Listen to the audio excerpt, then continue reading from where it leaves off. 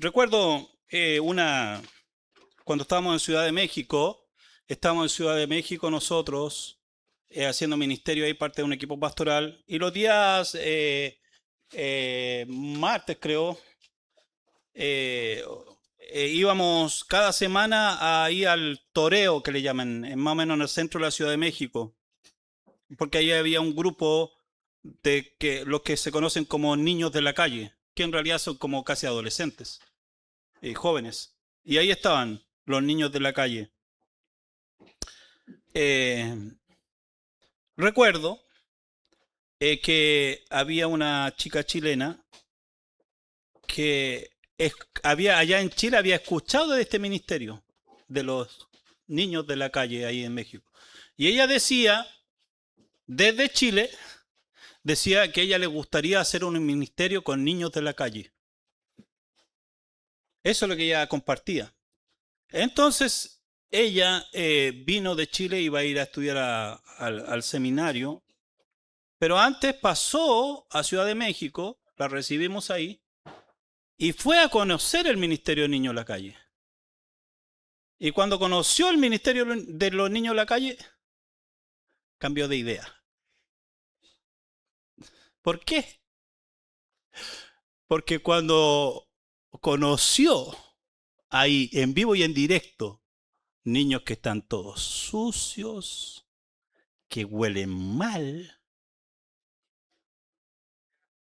es otra cosa. Como dicen, otra cosa es con guitarra. No es lo mismo. A la distancia de decir, oh, yo tengo carga, yo quiero alcanzar, pero en el momento no es así la cosa. Y hoy día vamos a ver eso. ¿Cómo debiera relacionarse un discípulo de Jesús con los inconversos? Y como le he dicho, hago la diferencia entre el creyente contemporáneo, ¿no es cierto? Que tenemos dos, eso es lo que yo observo, tenemos dos corrientes hoy día en el contexto de la iglesia de hoy, del creyente contemporáneo, que ese creyente contemporáneo dista mucho del creyente del primer siglo, del discípulo de Jesús, no es lo mismo. El creyente de hoy, el contemporáneo, a veces es, como se llama, casi se hace por querer identificarse, entre comillas, con la gente del mundo, actúa igual que la gente del mundo. Y ya uno nos logra hacer la diferencia. Pero está el otro creyente, el que ve al mundo como todos esos impíos y pecadores, ¿no? Con los cuales yo no debo contaminarme. Veo como esas dos corrientes, pero el discípulo de Jesús. Y eso es lo que debe ser usted y debo ser yo. No el creyente contemporáneo. No. Nosotros somos llamados a ser discípulos de Jesús. Y esa es la pregunta. ¿Cómo deberíamos relacionarnos nosotros con los inconversos como discípulos de Jesús? Vamos a orar. Señor, guíanos en esta hora, en este tema que vamos a ver, que es importante y que es relevante para nosotros. Porque lo pedimos, porque lo rogamos, Señor, en el nombre de tu Hijo Jesús, nuestro bendito y suficiente Salvador. Amén. Bueno, hermanos queridos, yo me pregunto qué iglesia queremos ser nosotros.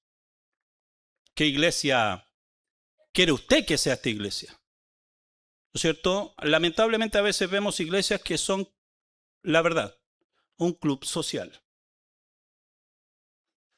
Es muy difícil penetrar en ese club social llamado iglesia.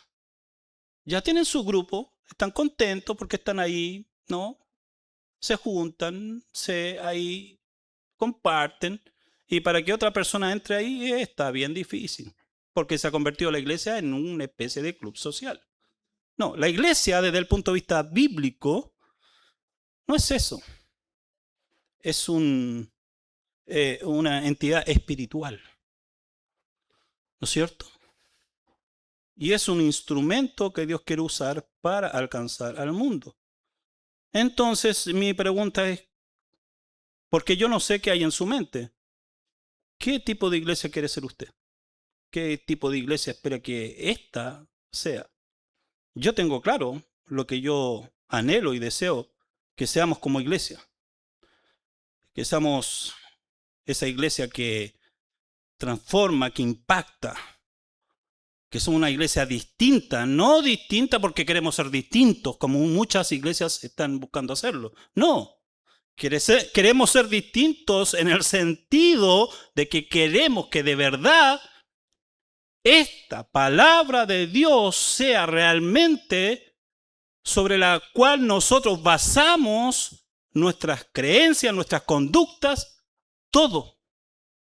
No nuestras ideas humanas, sino que la palabra de Dios, el Evangelio de Jesús, lo que Jesús dijo, y no solamente eso, sino cómo dijo Él que debíamos hacer las cosas. Ese es el anhelo para mí, que esta iglesia sea conocida como discípulos de Jesús, no como meros creyentes religiosos. Entonces, en ese contexto, ¿cómo nosotros debemos relacionarnos con la gente en el mundo? Yo me acuerdo, no sé si los comenté alguna vez, cuando hicimos una actividad en mi iglesia ahí en Chile, cuando estábamos con mi esposa y llegamos algún tiempo, poco tiempo ahí a la iglesia, con deseos de apoyar, de ayudar, de servir, y organizamos una actividad con niños para el Día del Niño, y empezamos a compartir a los hermanos entradas, invitaciones, para que cada hermano de la iglesia, cada miembro de la iglesia, llevara invitaciones e invitara a sus vecinos. Y me sorprendió porque algunos decían, era como todo un desafío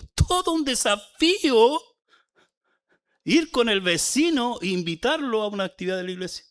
Era como algo extraño. Y yo digo, o sea, al punto que nos desconectamos como creyentes, como iglesia del mundo, que el hecho de ir a invitarlos a algo especial se les hace algo extraño. Lo cual no debiera ser así. Y primero, obviamente, para responder esta pregunta, primero, tenemos que aclarar que nosotros no somos del mundo. ¿Qué dice Juan 17, 14 al 16? Dice Jesús, palabras de Jesús. Dice, Juan 17, 14 al 16, dice así, palabras del Señor Jesús, dice, yo les he dado tu palabra, orando a Dios, a su Padre, y el mundo los aborreció. ¿Y qué dice Jesús? Porque no son del mundo, como tampoco yo soy del mundo. No ruego que los quites del mundo, sino que los guardes del mal. No son del mundo, como tampoco yo soy del mundo. Jesús está afirmando, en resumidas palabras, que sus discípulos ya no pertenecen al sistema de valores de este mundo que se opone a los valores de Dios. En ese sentido está hablando. No, ellos no son parte de este mundo en el sentido de que ellos comparten esos valores que van en contra de ¿qué? De la palabra de Dios. No son del mundo, en ese sentido, no son del mundo. ¿No? ¿Por qué? Porque ahora ellos, yo como discípulo de Jesús, ¿con quién me identifico? ¿Quién determina quién soy yo? Cristo. Esa es mi identidad. Por eso a los cristianos en Antioquía se les llamó por primera vez, bueno, a los discípulos por primera vez se les llamó cristianos. ¿Por qué? Porque veían que eran seguidores de Cristo, de su vida y de su enseñanza. Entonces, esa es nuestra identidad. Esa es la identidad de un discípulo de Jesús. Ahora, los valores nuestros, ¿de dónde provienen? Nuestros valores, nuestros puntos de vista en la política y en todas esas cosas. ¿De dónde vienen esos valores? ¿De este mundo? Así como este mundo piensa, como este mundo analiza esas cosas, como este mundo pesa esas cosas. No. Los valores del discípulo de Jesús, por lo que Jesús está diciendo aquí, que no somos del mundo, provienen del reino de Dios. Ahora, ¿dónde están esos valores? ¿Dónde nosotros conocemos esos valores? ¿Aquí? No en otro lugar. No en el libro del hermanito tanto. Gracias a Dios por el hermanito, que Dios usó al hermanito para que crea un libro para edificar el cuerpo de Cristo, pero por sobre ese libro siempre está este libro. Siempre. ¿No es cierto? También la lealtad, al final, como nuestra identidad, cuando nuestros valores vienen del reino de Dios que están establecidos en su palabra, entonces nuestra lealtad siempre es principalmente al reino de Dios. No a la cultura, ¿no es cierto? Cuando ésta contradice los valores y principios de Dios. Entonces, por eso Jesús dice, no son del mundo, ¿no es cierto? Entonces, hacemos esa aclaración para poder tener claro cómo nosotros nos relacionamos con las personas inconversas, como discípulos de Jesús. Entonces, está claro que no somos del mundo, en ese sentido, en cuanto a nuestra identidad, en cuanto a nuestros valores, en cuanto a quién nosotros somos leales. Pero, esto no significa que los creyentes deban aislarse de la sociedad. Porque de repente nos confundimos. Por eso hago la aclaración. ¿No es cierto? Jesús dice, no soy del mundo, ellos no son tampoco del mundo. Y alguno puede decir, yo no debo juntarme con los impíos, pecadores, filisteos, incircuncisos, allá afuera, porque yo no soy de este mundo. Porque yo no me puedo contaminar sentándome a la mesa con un pecador. No, Jesús no está hablando de eso. Así que no nos confundamos. Está siendo claro, tus principios, tu identidad, tus valores, todos provienen del reino de Dios, de lo que Jesús dijo, de lo que Jesús modeló. Pero eso nunca significa que nosotros debemos aislarnos del mundo. Y a mí, hermano, me complica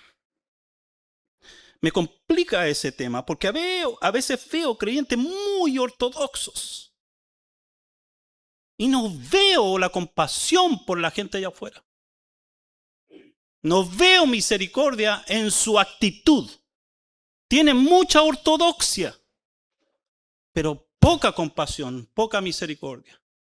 Y lo que me dice eso es que al final del día esa ortodoxia no es tan buena. Entonces, lo primero, hermano, aclaramos que no somos del mundo. Pero no significa que nosotros debamos aislarnos de la sociedad, de la gente. Segundo, entender que nuestros afectos y nuestros apegos no son con el mundo. ¿Qué dice 1 Juan 2, 15 al 16? 1 Juan 2, 15 al 16 dice, no améis al mundo, ni las cosas que están en el mundo. Si alguno ama al mundo, el amor del Padre no está en él. Porque todo lo que hay en el mundo, los deseos de la carne, los deseos de los ojos y la vanagloria de la vida, no provienen del Padre, sino del mundo. Entonces, primero, ¿dónde están mis afectos? Mi cariño, mi apego. ¿En las cosas de este mundo? No, no puede ser así. No debe ser así. ¿En qué sentido? Es lo que dice Juan aquí. Si nosotros amamos al mundo, por ejemplo, dice, los deseos de la carne, ¿no es cierto? O sea, la lujuria, los apetitos sexuales ilícitos. ¿Cómo pasa en este mundo? ¿Cómo, por ejemplo, un ejemplo nomás, un ejemplo. Hoy día, el matrimonio en este mundo, en muchas sociedades, no significa absolutamente nada. Cero. Eso de compromiso, pero sí el anillo, ¿no es cierto? el anillo, y ojalá que venga con el diamante, ¿no es cierto? Todo bonito, porque esa parte me encanta, el anillo, que lindo, que brilla, ¿no? Y romántico. Y por favor, hazlo como muchos videos, ¿no? Hazlo ahí delante, no sé, ahí en el centro comercial o ahí en la montaña, todo eso bonito. Pero eso no representa hoy día compromiso. Y las personas se casan, tienen relaciones sexuales y después no funcionó. A nosotros no nos funcionó. Y se separan. Y después van en la búsqueda de la otra aventura. Y así vamos, y así vamos. En el fondo, satisfaciendo los, ¿cómo se llama?, deseos de la carne. Esa es la verdad. Eso somos los seres humanos, esa es la realidad nuestra. Nosotros lidiamos, bueno, no lidiamos, no luchamos, mucha gente ni lucha ni lidia. Simplemente le da rienda suelta a los apetitos de la carne. Los deseos de los ojos, la codicia. Pero otra cosa muy importante en nuestros tiempos, en nuestra sociedad, el consumismo. Oh, tengo como 50 vestidos, pero me quiero comprar ese.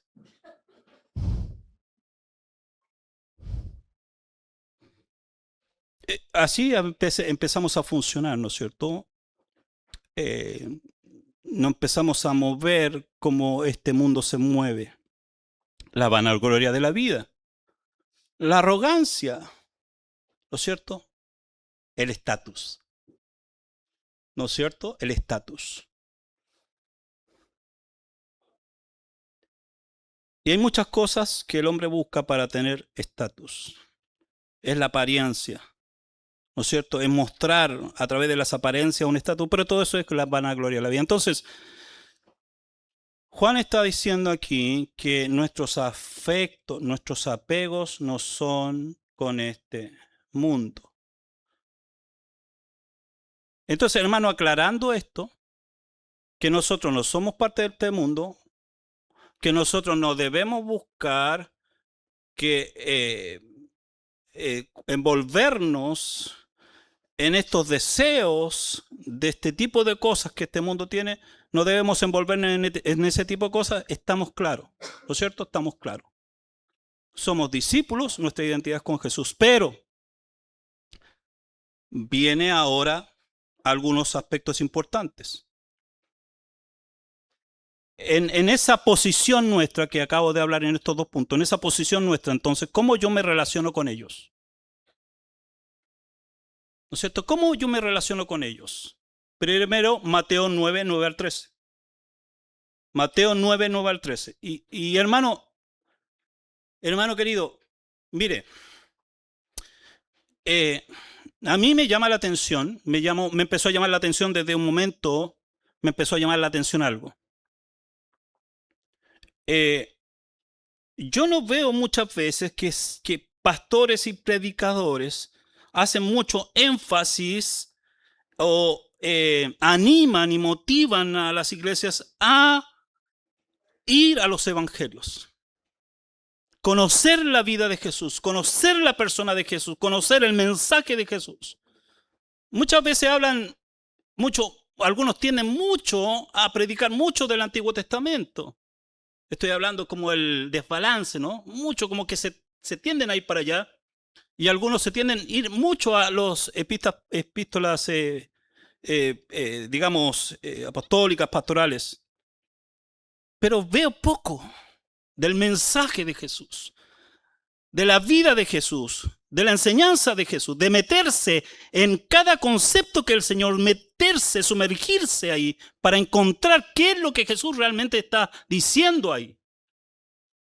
Y para mí, la persona más importante en realidad es Jesús. Su vida y su mensaje. Entonces, Él es mi modelo, Él es su modelo si usted es discípulo de Jesús, obviamente. Ahora, mire lo que dice Mateo 9, 9 al 13. Dice, pasando Jesús de allí, vio a un hombre sentado al banco de los tributos públicos, llamado Mateo, y le dijo, sígueme. Y se levantó y le siguió. Y aconteció que estando él sentado a la mesa en la casa, ¿no es cierto? He aquí que muchos publicanos y pecadores que habían venido se sentaron a la mesa. ¿Con quién? Con Jesús y sus discípulos. Cuando vieron esto, los fariseos dijeron a los discípulos, ¿no es cierto? Estos hombres conocedores de la palabra de Dios, hombres entre comillas, entendidos en las escrituras, dicen, ¿por qué come vuestro maestro con los publicanos y pecadores?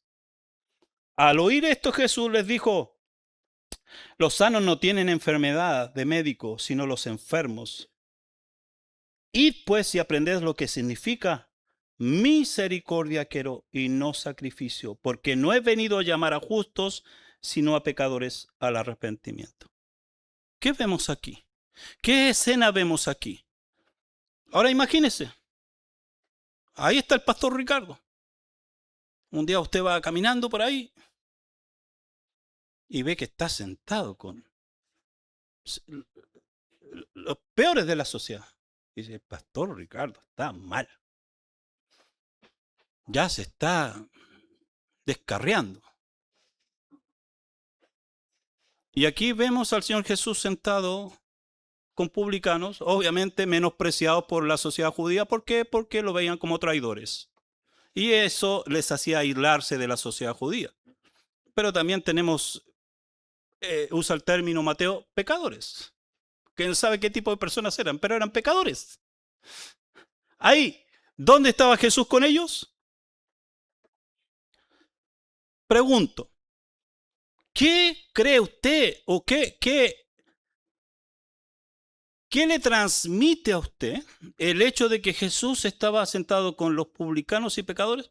Sentado a la mesa. ¿Cuándo usted se sienta a la mesa con alguien? A comer. ¿Eso está mostrando que usted está queriendo buscar distanciamiento? ¿Qué está buscando? ¿Qué representa? ¿Qué simboliza eso? ¿Usted a quién invita a sentarse a su mesa? Cuando usted invita a alguien a sentarse a su mesa, ¿qué es lo que está comunicando? ¿Qué está transmitiendo? Cercanía. Ahí tenemos a Jesús, sentado a la mesa con publicanos y pecadores.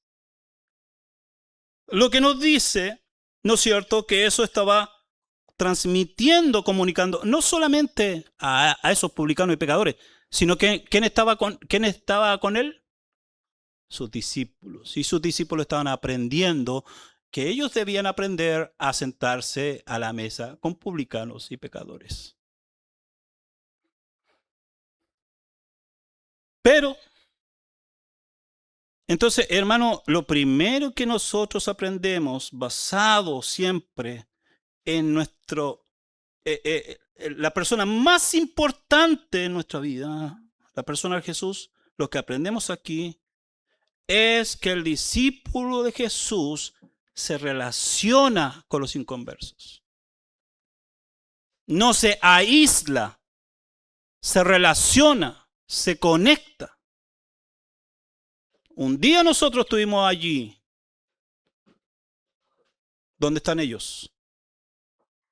¿Y qué esperábamos que tuvieran, qué actitud esperábamos que tuvieran los cristianos? ¿Que nos miraran así? No.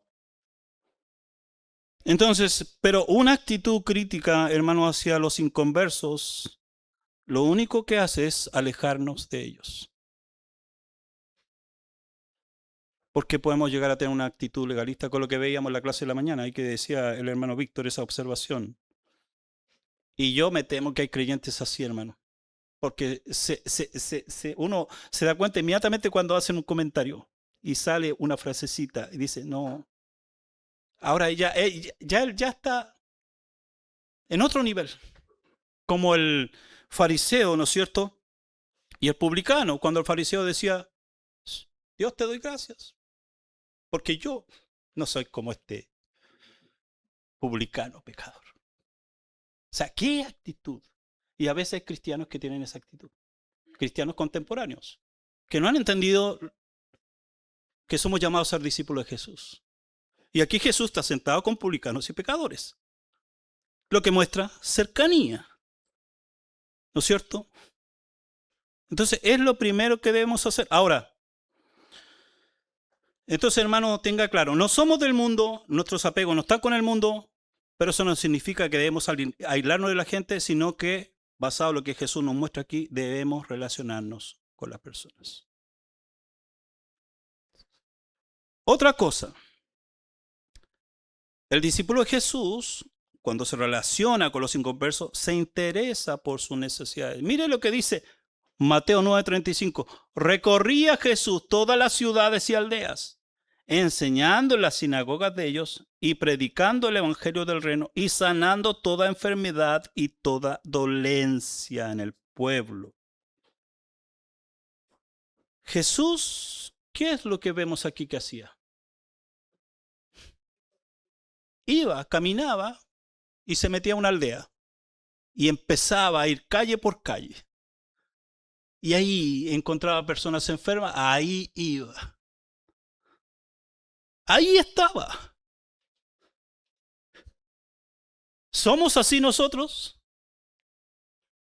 ¿Soy así yo? ¿Ve al creyente contemporáneo, al creyente de hoy, haciendo eso? En general. Que está ahí como Jesús. No, nosotros estamos en nuestra vida cómoda, tranquilos ahí. Señor, gracias te doy por todas las bendiciones que me das. Y ahí estamos, en nuestra comodidad. ¿No es cierto? Y ahí Jesús estaba ahí. Entonces, ¿qué hace un discípulo de Jesús? Se interesa por sus necesidades. Se relaciona con ellos, pero se interesa en sus necesidades porque aquí está el modelo. Él es nuestro modelo. Jesús es nuestro modelo. Entonces, Él estaba involucrado en el mundo de los inconversos. Eso es lo que hace un discípulo de Jesús. Está involucrado en el mundo de los inconversos, donde ellos están. No está esperando que venga a nuestro círculo. No está esperando que venga a mi mundo. Te invito a mi mundo. No. ¿Qué vemos aquí? Jesús estaba allí, recorriendo las aldeas, viendo cómo la gente sufría de enfermedades y allí estaba Jesús. Y otra vez, sus discípulos acompañándoles, porque Él estaba preparándolos también. Así es el Evangelio. Este es el Evangelio del Señor Jesús. Te involucras en el mundo de los inconversos. Allí donde ellos están, allí vas. No estás esperando que ellos vengan a tu círculo y se adapten a tu círculo, vengan a tu mundo y se adapten a tu mundo. No, tú vas allí. Es lo primero que debemos hacer, interesarnos por las necesidades de ellos. Y hermanos, recuerden lo que yo se lo he dicho, sobre todo los días miércoles. Hablando bien francamente, hermanos. Usted, yo creo que a todos les ha pasado lo mismo. Cuando alguien llega a la puerta, ¿no es cierto? Y vienen con su bolsito y su Biblia. ¿Quiénes son?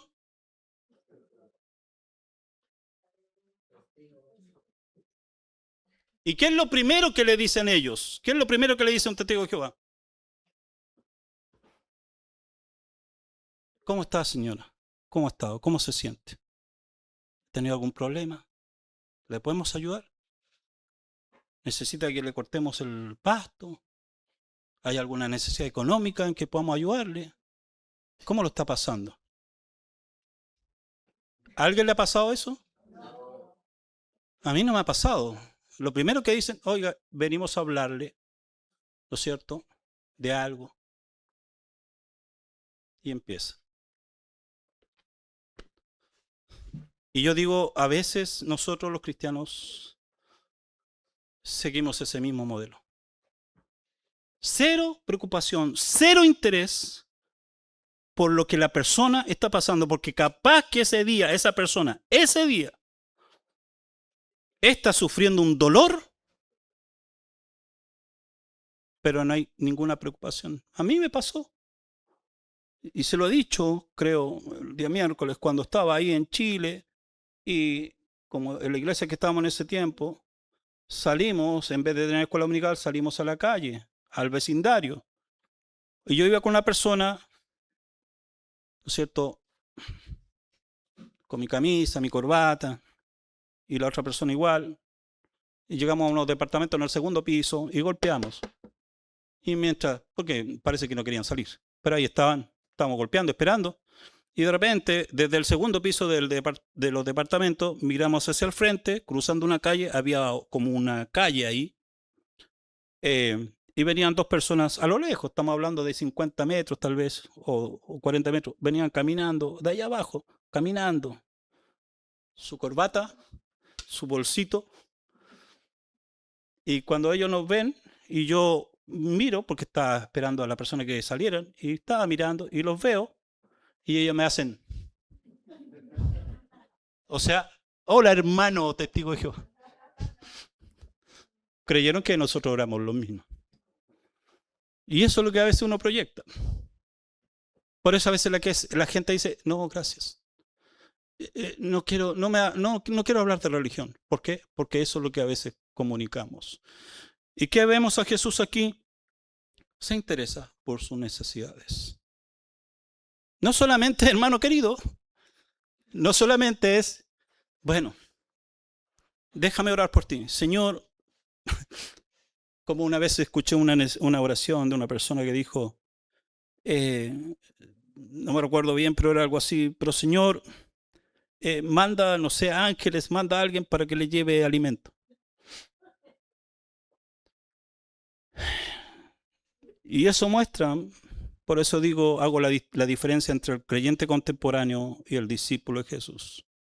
Nosotros somos llamados a ser discípulos de Jesús. Hemos metido varios conceptos y hemos mezclado el concepto de cristiano y nos hemos desviado del Evangelio del Señor Jesús. Entonces, no es solo porque dice que el Señor Jesús dice, y que Él iba, dice, predicando el Evangelio del reino y sanando toda enfermedad y toda dolencia en el pueblo. No solo predicación, sino también acción. No solo palabras, sino también hechos. Interés por la necesidad espiritual, pero también por la necesidad material. Eso va a marcar la diferencia de una iglesia que se ve a sí misma como una iglesia que ha decidido ser discípulos de Jesús.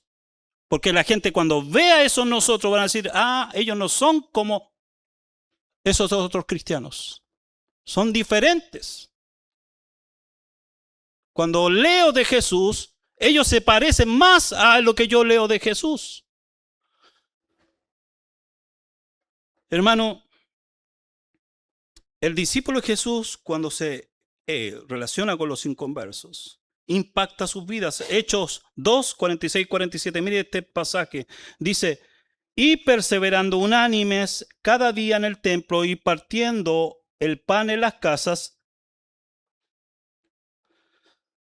comían juntos con alegría y sencillez de corazón, alabando a Dios y teniendo favor con todo el pueblo, y el Señor añadía cada día a la iglesia a los que habían de ser salvos. En realidad, la traducción más clara, más apegada al texto, aunque fue escrito esta sección de la palabra de Dios, es, y el Señor añadía cada día a la iglesia los que iban siendo salvos. El Señor añadía cada día a los que estaban siendo salvados. Esa es una traducción más literal. Entonces, el Señor iba añadiendo a la iglesia, ¿no?, las personas que iban convirtiéndose al Evangelio, iban siendo agregadas a la iglesia. Eso ocurría ¿en qué contexto? Y eso es lo importante. Cómo la iglesia crecía, cómo las personas iban añadiéndose, las que iban siendo salvas, las que se iban siendo alcanzadas con el mensaje de salvación, iban integrándose a esa nueva institución o esa nueva organización llamada iglesia. Entonces, esto ocurría en el contexto de que ellos seguían conectados con las personas aún no creyentes, porque dice, ¿no es cierto? Y perseverando unánimes cada día en el templo. Los creyentes seguían yendo al templo, no se desconectaron de los demás judíos. Obviamente empezaron a ver las cosas de una manera diferente y tenían que ir aprendiendo, ¿no es cierto?, el mensaje del Señor Jesús. Pero ellos seguían conectados allí. Es en ese contexto, al estar conectados todavía con ellos, otras personas, otros judíos iban siendo alcanzados. ¿Por qué? Porque eso les permitía a los judíos no creyentes ver que algo pasó con estas personas. Ya no son iguales, ya no son los mismos. Y entendiendo el contexto del pasaje que leímos, que dice que perseveran unánimes cada día en el templo, y dice, y partiendo el pan en las casas, ¿cómo comían? Con alegría y sencillez de corazón. ¡Wow! Ellos son distintos. Están contentos. Son sencillos. ¿Cómo comparten? ¿Cómo viven? La religión no nos da eso. Algo ha pasado con ellos. Ese mensaje, ¿no es cierto?, que ellos han abrazado, ha transformado sus vidas. No son los mismos judíos que conocíamos antes. Eso, el estar conectados con ellos, les permitió a los otros judíos no creyentes y ver la diferencia. Y fueron atraídos a este mensaje del Evangelio. Y eso hizo que muchos se iban convirtiendo y haciéndose parte de la iglesia. Pero, hermanos, es el punto importante. Dice, teniendo favor con todo el pueblo. Ellos, los creyentes, hallaron el favor del pueblo, es decir, empezaron a ser estimados, empezaron a ser aceptados y empezaron a ser vistos con agrado. Eran distintos. Eran diferentes. Así que, hermanos, nosotros debemos relacionarnos con los inconversos, debemos interesarnos por sus necesidades, pero también debemos impactar sus vidas. Que ellos vean una diferencia. Y aquí les tengo unos consejos prácticos. Por ejemplo, primer consejo práctico, involúcrate en sus vidas y en su mundo. ¿Qué quiero decir eso? Vaya, invítelos a su casa, a tomarse una taza de café, a comerse un pan dulce, invítelos a su casa o vaya a sus casas, siéntese con ellos a la mesa, comparta, involúcrese en sus vidas y en su mundo. Recordando siempre, no somos del mundo. Nuestros apegos y nuestros afectos no están con este mundo, ¿no es cierto? Somos distintos. Pero estamos ahí, tal como Jesús. Segundo consejo práctico, sea auténtico y natural. Sea auténtico y natural. No ande con esas, con esas apariencias de que usted viene muy espiritualmente y habla puro lenguaje espiritual. Usted está allá en el aire y la persona, no hay ninguna conexión. No, sea auténtico y natural, sea quien es usted. ¿Le gusta el fútbol? Bueno, sí me gusta el fútbol. Yo no veo partidos de fútbol. Porque soy cristiano. No, estamos mal. Entonces, hermano, sea auténtico y natural. Converse temas que son de su interés, del interés de las personas. No, que tengo problemas, que la salud, que esto. Escúchenlos. Converse con ellos. Así como usted también quiere ser escuchado, bueno, ellos también necesitan ser oídos, escuchados. Entonces, sea auténtico y natural. Como dijo un profesor en el Seminario Teológico de Dallas, en una clase de maestría de evangelismo, él decía, a veces nosotros los cristianos, cuando vamos a evangelizar a las personas, nosotros transmitimos esto, que nosotros estamos del lado de los buenos y ellos están del lado de los malos. Eso es lo que transmitimos. No podemos hacer eso.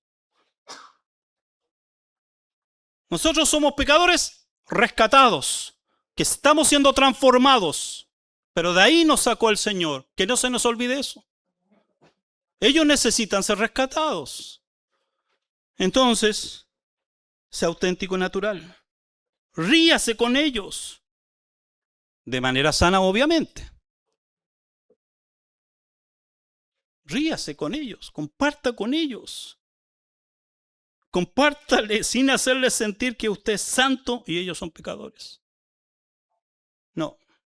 La compasión y la misericordia nos hacen, como se llama, evitar esa actitud. También, interésese genuinamente en sus vidas. ¿Qué son sus problemas? ¿Qué son sus preocupaciones? Como digo, el testigo de Jehová, y como a veces hacemos los cristianos, llegamos a la casa y lo único que queremos compartir y lo que la gente entiende es religión. No, hermano, el Señor Jesús está aquí, recorriendo las aldeas, sanando enfermedades allí, la dolencia. Entonces, interésese genuinamente en su vida. Refleja en tu conducta la persona y el mensaje de Jesús. Nosotros con mi esposa, por ejemplo, fuimos ahí con un amigo, un matrimonio que estábamos compartiendo y que después empezamos estudios de descubrimiento bíblico para llevarles al entendimiento del Evangelio y de la salvación. Cuando ella nos invitó primero al cumpleaños de su hijo, fuimos al cumpleaños de su hijo. No dijimos, no, que los cristianos no vamos a los cumpleaños de esos cumpleaños. Solamente vamos a cumpleaños cristianos. No. Ahí fuimos, después del cumpleaños de su esposo y así. Y me acuerdo en el cumpleaños de su esposo, que era la noche, 7 de la noche, estábamos ahí en la casa, varias mesas, nosotros estábamos sentados en una mesa. ¿Y cómo cree que estamos en el mundo de los inconversos? ¿Qué cree que estaban haciendo los inconversos? ¿Qué piensa que estaban haciendo los inconversos? ¿Con la Biblia ahí encima de la mesa, orando? No. Ellos no estaban así. Estaban tomando sus tragos, y obviamente hablando sus chistes y de repente sus malas palabras. Obviamente teniendo cierto cuidado porque el contexto, el ambiente no permitía que la gente empezara a hacer cosas muy grotescas. Pero ahí estamos. Y ahí estamos con mi esposa. Tomando nuestro Coca-Cola. Conversando. Disfrutando el tiempo. Hablando con ellos. ¿Y qué ve la gente? Oye, él estaba conversando, se veía bien buena onda, bien positivo, los temas de repente interesantes, las anécdotas que contó, me gustaron. Y estaba tomando Coca-Cola nomás. Y yo necesitaba tomarme mis traguitos para poder estar feliz, pero yo veía que él no necesitaba eso. Van viendo la diferencia. Porque no somos del mundo, nuestros apegos no están con el mundo, pero no nos aislamos de la gente. Allí, en su mundo, marcamos la diferencia. Sí son receptivos. Cuando usted le empieza a hablar de Dios, porque llega un momento en que sale el tema de Dios. Si usted ve interés, ¿qué debe hacer? Invitarlo a la iglesia. Y si no vienen, usted ya cumplió. No. Ahora que usted es hijo de Dios, que es un discípulo de Jesús, tiene que hacer lo mismo que todo discípulo de Jesús debe hacer. ¿Le interesa saber de Dios? Le voy a hablar al pastor para que vaya a enseñarle. No, tampoco. Tampoco. Usted tiene este librito también. Entonces usted ahora va a ir. Y se va a sentar con ellos y va a empezar a compartir. Para que ellos vayan conociendo, paso a paso, el propósito y el plan de Dios para sus vidas. ¿Cómo debo relacionarme con los inconversos? Bueno, así, hermanos. Nosotros tenemos que ser una iglesia que marca la diferencia. Conocidos como discípulos de Jesús. Ni más ni menos. Padre Celestial, gracias por nuestra preciosa, nuestra más maravillosa persona, la persona que debe ser el centro de nuestro ejemplo, a quien anhelamos seguir, no solamente debemos, sino que anhelamos seguir, que es la persona del Señor Jesús. Su vida y su enseñanza deben ser siempre Dios, la primera fuente a la que de nosotros debemos recurrir para aprender de ahí.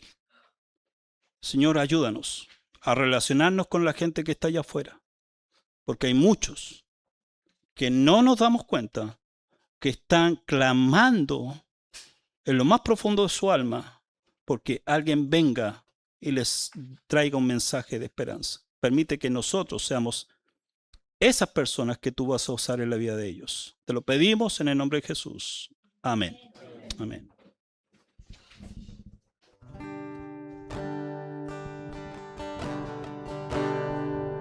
Enciende una luz y déjala brillar, la luz de Jesús, que brilla en todo lugar, no la puedes esconder, no te puedes callar ante tal necesidad. Enciende una luz en la oscuridad. Enciende una luz y déjala brillar, la luz de Jesús, que brilla en todo lugar, no la puedes esconder, no te puedes callar ante tal necesidad. Enciende una luz en la oscuridad. ¿Cómo pues invocarán a aquel en el cual no han creído? ¿Y cómo creerán en aquel de quien no han oído? ¿Y cómo oirán si nadie les predica?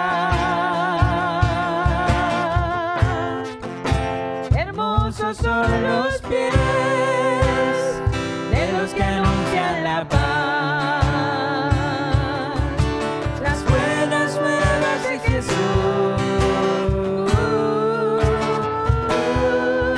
Enciende una luz y déjala brillar, la luz de Jesús, que brilla en todo lugar, no la puedes esconder, no te puedes callar ante tal necesidad.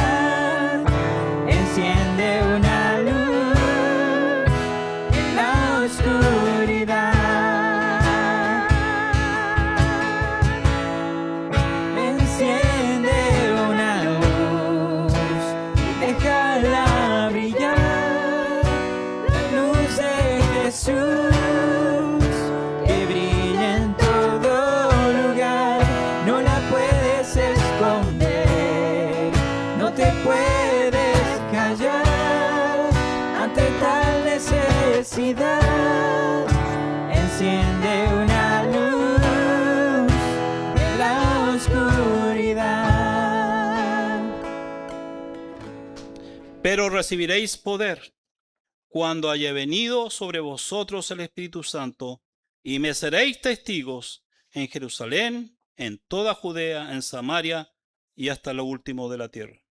Padre Celestial, queremos ser esos testigos, pero necesitamos vivir como Jesús. Ayúdanos, Señor. Ayúdanos, Padre Celestial, a reflejar a Jesús en nuestras vidas, porque la gente está cansada de muchas cosas, y una de esas cosas es de la religión. Ellos necesitan ver a Jesús. Y nosotros somos las únicas personas, Dios, que podemos, Señor, mostrar la persona más preciosa, más maravillosa, que es la persona de Jesús. Bendice nuestras vidas, bendice cada hogar, Señor, de los hermanos de esta iglesia. Que tu paz y tu gracia sea con nosotros, porque lo pedimos en Cristo Jesús. Amén. Amén. Dios les bendiga, hermanos queridos.